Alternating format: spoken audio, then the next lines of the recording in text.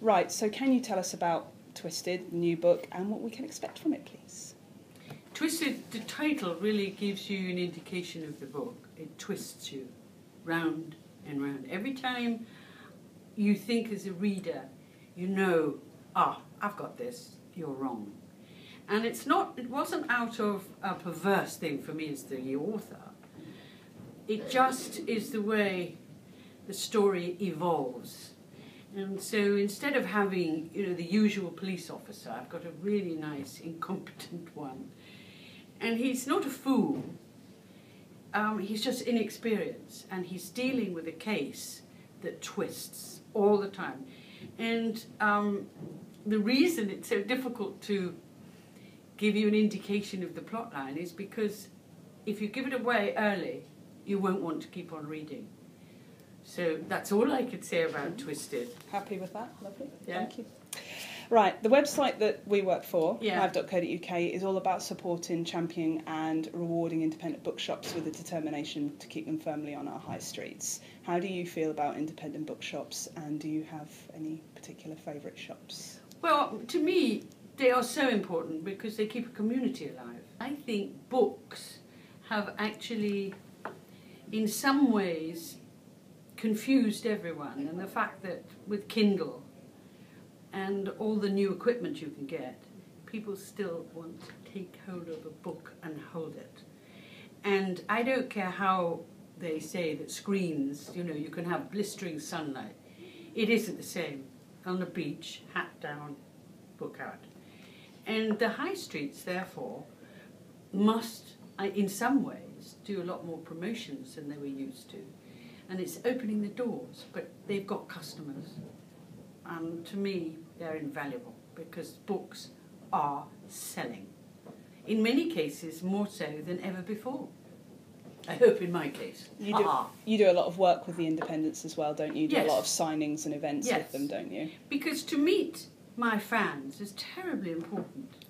From wherever I go. I mean, last night, there were just about 250 people, so attentive, asking very interesting questions. Sure.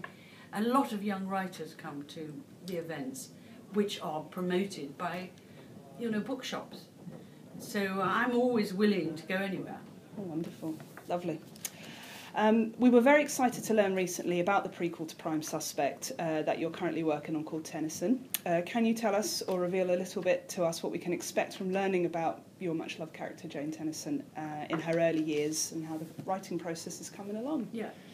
I was doing an event actually in Sheffield, and the front row was all reserved with quite large notices on, and I kept thinking, I wonder who's they're reserved for.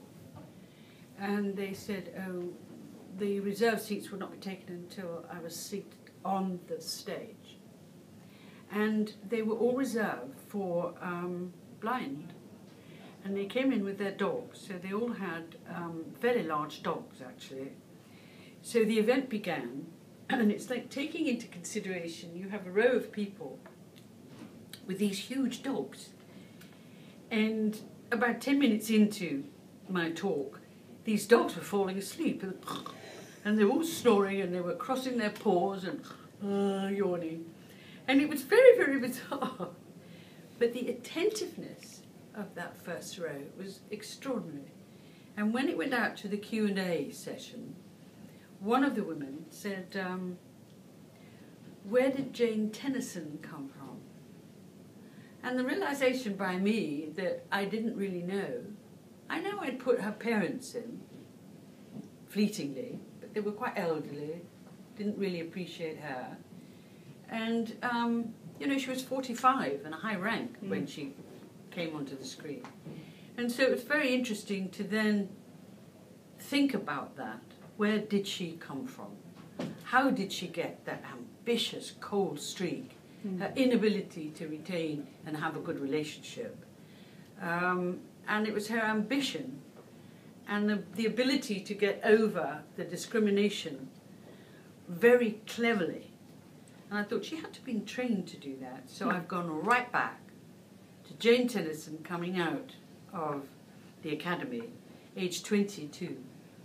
And I've put her in Hackney which is the worst area of London, just as the crime escalates from the Crays and the Richardsons, she's thrown in, and it's been absolutely hysterical, because I've had to go back to talk to ex-police officers who worked at that station at that time. And these stories, some of them are absolutely hysterical, some very frightening, but I'm loving every minute. And coming up is this young, kind of punchy girl who you really, I hope, like a lot. Wonderful. And can see where she's going to go.